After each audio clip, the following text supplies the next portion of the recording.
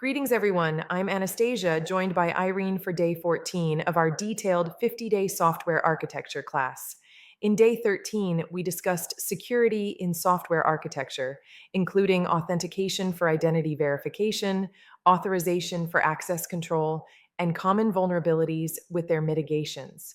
Today, we're building on that by exploring encryption techniques to safeguard data and secure communication protocols like HTTPS for protected transfers and OAuth for delegated authorization, helping you implement robust defenses against interception and unauthorized access in your systems. Vital continuation, Anastasia, encryption and protocols are the shields that make security practical in real-world deployments.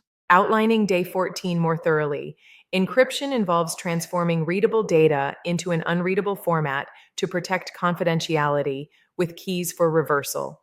We'll cover techniques like symmetric for speed, asymmetric for secure key exchange, and hashing for integrity. Protocols include HTTPS for encrypted web communications and OAuth for secure token-based authorization. This integrates with day 13 security, extending authentication and authorization with cryptographic enforcement. Why emphasize encryption and secure protocols?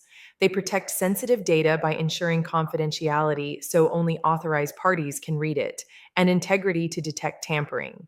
Compliance with standards like PCI DSS for payments or GDPR for privacy is mandatory, avoiding penalties. They prevent attacks such as man in the middle interception or data leaks. In Day 7's distributed microservices, they're essential for secure inter-service and external communications. Basics of encryption. It converts plain text into ciphertext using mathematical algorithms and keys, reversible only with the correct key. Symmetric encryption uses the same key for both encryption and decryption, offering speed for large data. Asymmetric uses public keys for encryption and private for decryption, enabling secure exchanges without shared secrets. Key management is crucial, involving secure generation, rotation, and storage to prevent compromise. Outlining day 14 more thoroughly, encryption involves transforming readable data into an unreadable format to protect confidentiality with keys for reversal.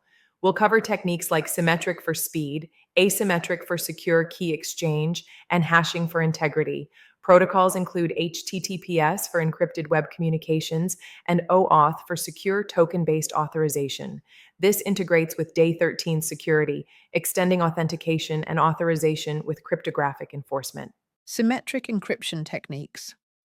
AES is the standard block cipher, widely used for its security and efficiency. Modes like CBC chain blocks, while GCM adds authentication. Key sizes of 128 or 256 bits balance security with performance. Asymmetric encryption techniques. RSA generates public-private keys for encryption and signatures. ECC offers stronger security with smaller keys, reducing overhead. Diffie-Hellman enables secure key exchange over insecure channels, used in handshakes like TLS for establishing symmetric sessions. Hashing for integrity. One-way functions like SHA-256 produce fixed-size digests from data, irreversible. Add salting to hashes for uniqueness against attacks. HMAC combines hashing with keys for message authentication. Used for verification, like password storage or checksums, not for reversible encryption. Encryption best practices. Stick to strong, vetted algorithms, avoiding deprecated ones like DES. Rotate keys regularly to limit exposure. Use hardware security modules for secure key storage and operations. Conduct compliance audits to ensure adherence to standards and identify weaknesses. Encryption challenges. Computational overhead from encryption or decryption can impact performance, requiring optimization. Key management is complex, with risks in generation and distribution.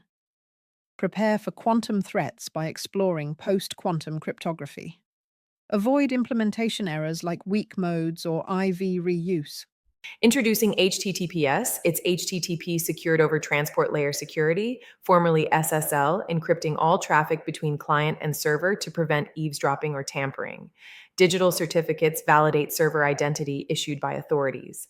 The handshake negotiates keys and ciphers for the session, ensuring secure communication. HTTPS in architectures. Mandatory for Day 8 APIs to protect data in transit. In microservices, use internal TLS for service communications. Optimize performance with HTTP2 multiplexing or HTTP3 QUIC for lower latency. Tools like Let's Encrypt automate free certificate issuance and renewal.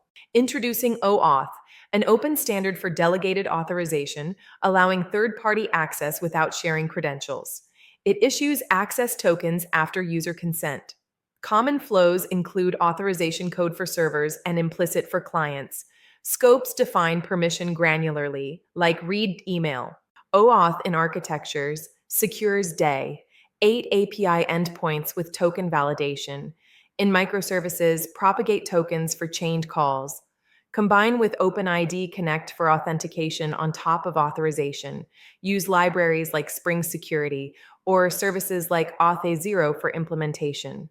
Best practices for secure protocols: mandate HTTPS everywhere, disabling HTTP to force secure connections.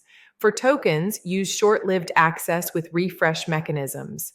Validate certificates strictly, avoiding self-signed in production. Monitor revocations via CRL or OCSP to detect compromised certs. Integrating secure communication. Encrypt Day 12 caches for sensitive data. Sign messages in Day 9, event-driven flows for integrity. Use managed certificates in Day 10 serverless for easy HTTPS. Maintain audit trails for compliance, logging access, and encryptions. Advanced best practices.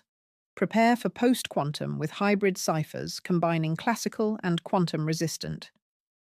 Use zero-knowledge proofs for verifying without revealing data.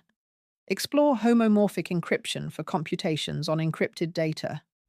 Conduct regular key audits for compromise detection. Common pitfalls. Generating weak keys with insufficient length or reuse exposes to attacks. Allowing protocol downgrades to insecure versions like TLS 1.0. Token leakage from poor storage or logging. Ignoring library updates leaves known vulnerabilities open. Recapping Day 14, we explored encryption techniques from symmetric for efficiency to asymmetric for exchanges. Covered protocols like HTTPS for transit and OAuth for authorization, with practices and pitfalls. The key takeaway: leverage cryptography and protocols to protect data and communications effectively. Day 15 covers performance optimization basics, including load balancing. Homework: assess a hypothetical or real system for encryption and protocol gaps, suggesting improvements. Questions? Comment. We'll reply. Thanks. Like, share, and subscribe.